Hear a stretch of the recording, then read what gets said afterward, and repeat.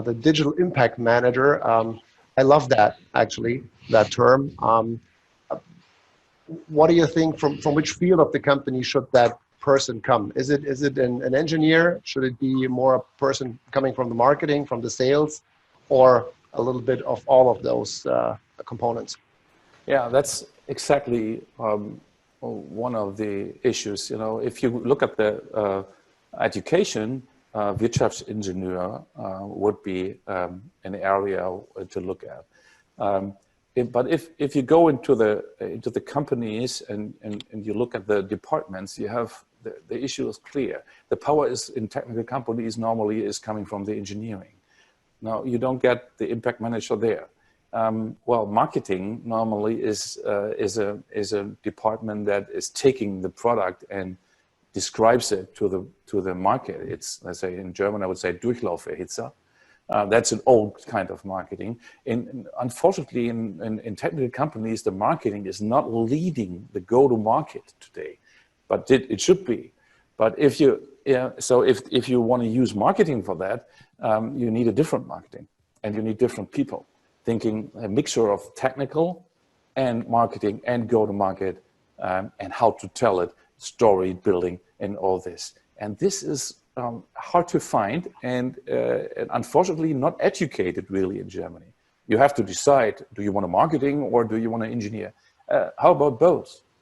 That's the entrepreneurial thinking of this. Right. Thank you very much for that answer. I got one question coming in from a viewer from the audience. It's Sean, and I have to say hi to Sean because he's a very active one. He joined us yesterday already, and I love it that he's always coming back and sending questions in. So his question is, as a machine builder, do we need to move to offering more value than just a great machine, but with remote service and uptime guarantees? I think we heard that in the speech before. But maybe you could answer this question as well. Well, it depends on what the machine is. There might be areas that where the business model will not change. But to answer the question generic, the best way is to start from the value. And well, value. Let's be critical with that. Value is understood wrong in many cases. Normally, if I tell somebody in a technical area, you have to think in value. He thinks I think in benefits. To stay with your the washing machine example, if I tell the washing machine manufacturer, hey, you have to think in benefits, I would say he would exactly say, yeah, I understand. €5 less per year is the benefit, efficiency. And you can put more clothes in the washing machine. These are the benefit argumentation. But if I talk about value, it's different. So let's take the whole washing machine beside, forget about the benefits and technology, and ask one question coming from market. What's the customer? Is it a family? Is it does he like electronic gadgets? Answering the question of do we have to sell other things like technology is the best way is to go on customer side and asking one day in the life of my customer without my product and one day in the life of the customer with my product, what's the bloody difference? And if you talk to salespeople, in many cases they can't tell because they are explaining PowerPoints of the 1, 2, 3, 4, 5 benefits coming upside down from the product instead of going on the customer side, asking yourself, what kind of innovative smart values could I give this customer using the new technologies? To answer these questions, I have to understand the new technology paradigm and the technologies before I can answer that. So take the technology in your basket, go to the customer, understand exactly how he works, and invent a way he could work in the future in a different way, in a better way. And as I warned you before, I would like to get back a little to a question Sean posted earlier. You had that really interesting chart comparing China, the US and Europe, and with what companies are making their money. Could this situation also be a chance for European companies to find new markets and a new market approach, if you want so? Yeah, if I'll say there are, if I will position it very general, I say there are two ways.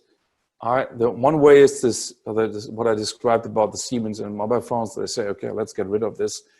We focus on what we are best in, technology and stuff. This is one way.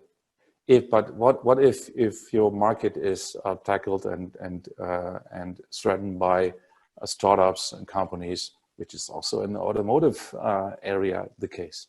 I mean, the whole car is getting a commodity. The differentiation, think about my value stack, the differentiation goes on the higher level. It goes on software, service, and so on. It's the same thing. So what if this happens to my market? Then we have to react different compared to the past. In the past, we always made a step back and went back to the stuff we really are good in, technology. But this will not be possible. If we don't want to be the Nokias, we have to learn to start from business model. We need more people that start from business model. And we need to change the power in the companies, the power of product innovation from engineering, at least on the same eye level to the business model thinking. Right, thank you.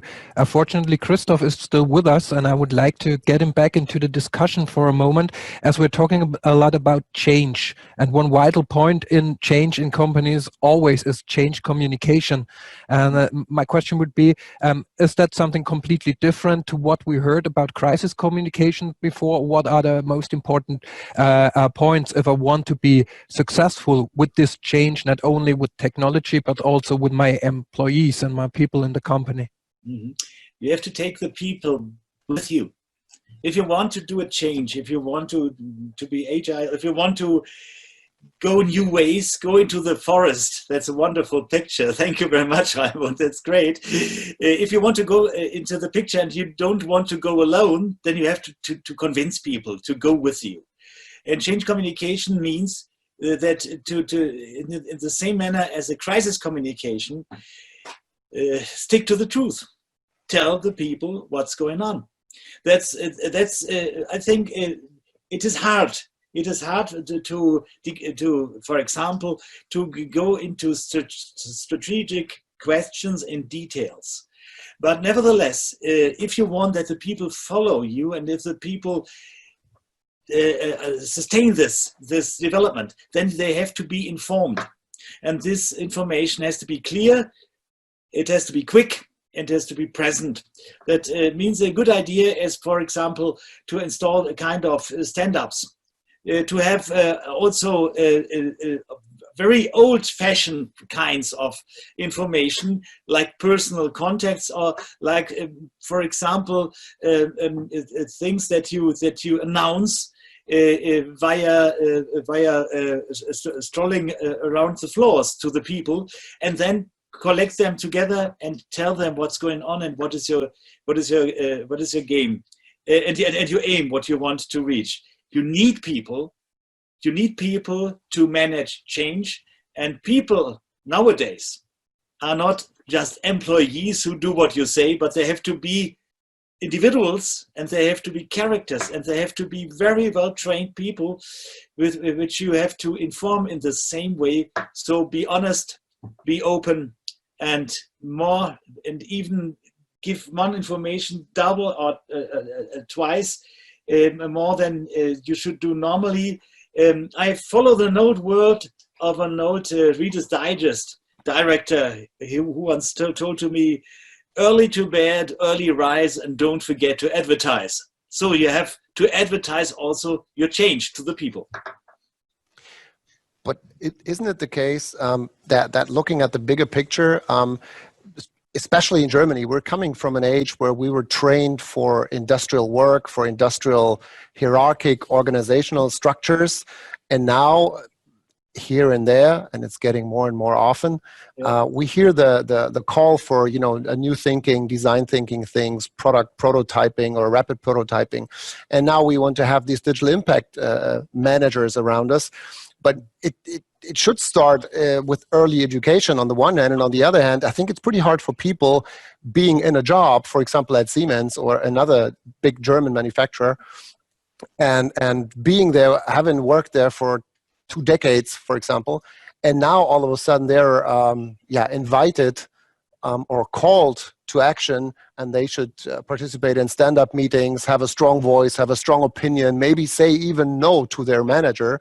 And fight for their ideas. Sometimes I have the feeling that there's at the core, you know, there actually is a German angst. Absolutely, that's true. Absolutely. I see it the same way. I mean, I agree with Christoph.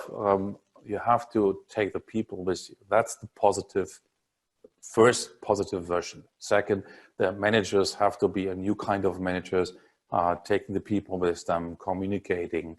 Not this hierarchical top-down. Well, this is the positive version, but depending on how tough the change is, that might lead to problems. And in my career, I saw all the versions: a positive version, motivating. Yeah, let's make it better, and then and we want it, and all the way down to I don't agree. I don't see it. I mean, you talk to people, say, well, this is logical, we have to do it. There's a threat by the competitor. You see them. Yeah, no, I don't think this will work. And you can't believe it. So there is all the, between this, there's the whole way of change management. And in many cases, this is the bad news. It has to be worse before it gets better. So this is also a good thing for the Corona crisis. In some areas now it's getting worse, and then it can get better. This sounds bad, but it is the reality. So if you work with a company and you want to change it, normally you have 3 portions of people. The first portion is the opportunistic people. Wonderful, I love it, I want it. They are very risky because they tell everything is positive and they like it, but they don't understand it. Then you have the negative ones, and you can forget it to convince them, they will never do it. And in the middle, and this is the important part, the indifferent ones. They say, okay, if you convince me, I go with you. And if this indifferent part is the bigger part, and this is the job for the manager, to make this indifferent part bigger. Say, yes, I'm here to convince you. I don't say you have to, and then you have a chance to change. But change is always hurts, depending on how fast and how big the change is. I guess this actually is the answer for a question that was sent in by Roland. He asked us, or asked you, why is it so difficult for Germans to come over or to come up with new business models? Is it because they're anxious to change? And if so, how can they overcome their angst? Well, the thing is, if you change something and you say, let's make it very practical. You have this stupid round of engineers, and they're sitting together talking about the next washing machine, and all of a sudden somebody comes in and say, full stop, I have another concept. We go for apps and whatever. So what happens then the whole scenery of change happens. People are against it. People say this is bullshit and whatever. But this is not German. This is normal. Maybe the culture, the U.S. culture, is more adaptable for change. They are used to, okay, it's gone. I mean, take the startup scenery in U.S. Well, you say let's 10 start. One is success. Fine. 9 are failed. 1 is a super success. Everything went well. Yeah. In Germany, you would say 9 failed. Oh, these poor guys, what did they wrong? So if you understand trial and error as a part of your culture, then you're much better in adapting this kind of fast things instead of thinking through mentality culture. we are good in thinking through. We really, if you are ready, everything is gone. So this is the real challenge in that.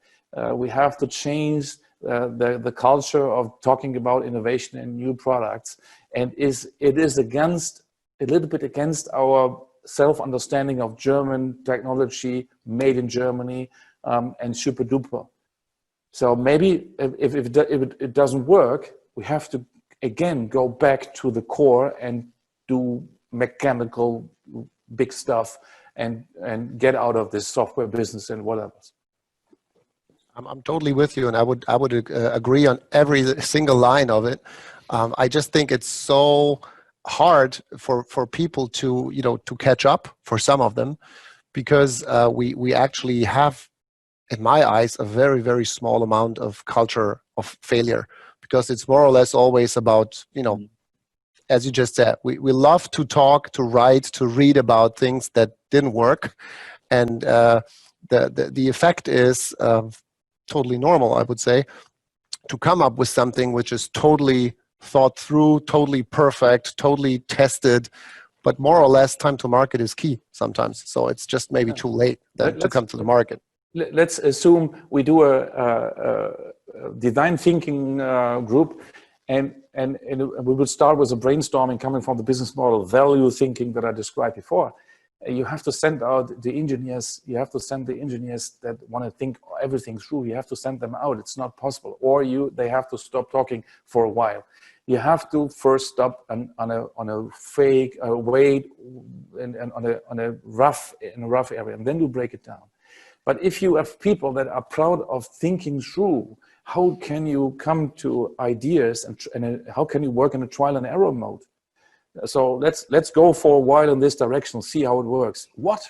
No, you haven't thought this through. No plan, no idea. No. So this is a real challenge. Therefore, I described before that it might be, and it's just a picture. You don't have to do it, but it might be necessary to just build a company over the street on the other side and start from scratch and use what you have, because the thinking is so different. Then every technology issue is not a topic at all. Right. So I think you also answered my last question that I would have had, and I think with that we're at the close of our session here. Yeah, I'm just checking audience questions. There's nothing coming in right now. So as long as he's doing that, I want to thank you too, of course, for the great talks and the great presentations here. I want to thank all of our viewers and listeners out there for joining us and for sending their questions. I myself learned a lot today. One thing I hope I will never learn is how often I've been sitting on Mount Stupid. I hope that will stay in the dark for me, especially. So thank you, everybody, and thank you, Norbert. Thank you, Benedict, and you two gentlemen, of course, a very warm thank you from my side as well. That's my take-home value for today, the Mount Stupid. I love that. I didn't know that actually before. And I will follow the news, Christoph, to find out if Trump is now on Mount Stupid, and if he reopens the country and everything goes down the drain, he will probably have to walk through the tail of fears. So, but you please stay home, stay safe. Also, the audience, stay home, stay safe, and we will all get out of this crisis stronger than we went in. So take care. It was a pleasure, and please come back. Feel free to come back at our 2 p.m. session today. We will be back again with the charming Ute Drescher as a co-host, and then our topic will be coming from the field of Konstruktionspraxis. So thank you very much for watching. Have a great day, and see you soon, I hope. Thank you. Thank you. Bye.